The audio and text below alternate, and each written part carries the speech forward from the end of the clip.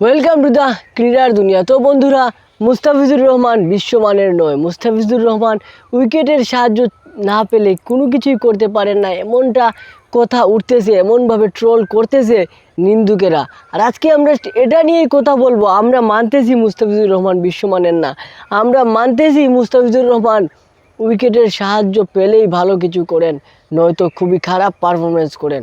তো বন্ধুরা, আমরা মানতেছি মুস্তাফিজের একজন মাঝারি মানের বোলার, এগুলা সব কিছুই আমরা মানতেছি। হ্যাঁ, আমরা এটাও মানি যে মুস্তাফিজুর রহমান বুমরাদের মতো, রাবাদারদের মতো গ্রেট হয়ে উঠতে পারবেন না, এটাও আমি আপনাদের কথা মানতেছি যারা মুস্তাফিজকে ট্রোল করেন। কিন্তু যখন তথ্য পরিসংখ্যান দিয়ে দেখা হয় তাহলে তখন দেখা যাবে যে মুস্তাফিজুর রহমান তার কেরিয়ারে 55 রানের বেশি কখনো দেন নাই। 40 রানের বেশি, আইপিএলের কথা বলতেছি আমি, 55 রানের বেশি কখনো দেন নাই আইপিএলে। পুরো ক্যারিয়ারের মধ্যে 40 রানের বেশি কয়েকটা ম্যাচে দিয়েছেন।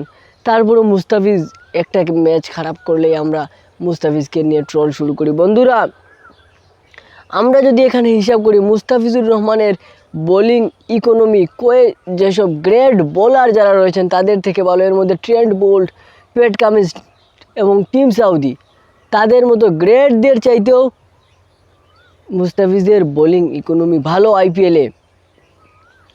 বন্ধুরা, কোনো এমন টুর্নামেন্ট আমরা দেখলাম গতকালকে 288 রান হয়ে গিয়েছে।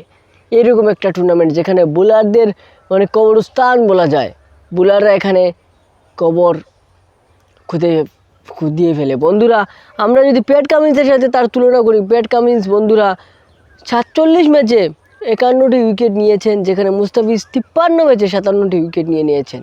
তারপরে আমরা যদি গ্রেট অফ অল টাইম, যাকে ডেথ বোলিংয়ের গ্রেট বলা হয়, চেন্নাইয়ের হয়ে যিনি অনেক ট্রফি জিতিয়েছেন, মিস্টার ডুয়েন ব্রাভো, তার ইকোনমি হচ্ছে 8.38, কিন্তু মুস্তাফিজের ইকোনমি 8.05।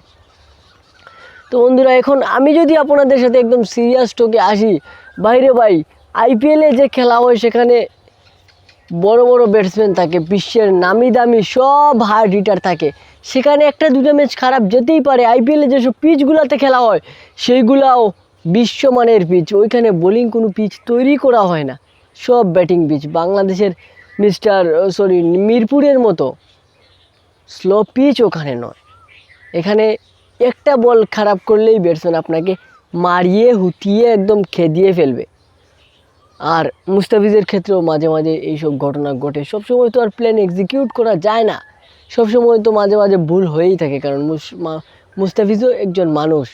তাই আমি বলবো মুস্তাফিজকে নিয়ে এইরকম আবল তাবুল ট্রোল না করে আমরা তার জন্য দোয়া করি, সে ভালো ফিরে করুক এবং আমাদের দেশের নাম রোশন করুক এবং আমাদের দেশে ক্রিকেটে এসেও ভালো করুক। তো বন্ধুরা, কেমন লেগেছে আজকের এই ভিডিও আপনাদের কাছে অবশ্যই কমেন্টে জানিয়ে দেবেন। দেখা হচ্ছে নেক্সট ভিডিওতে। আজকের মতো ভিডিও, ভালো থাকবেন। আসসালামু আলাইকুম।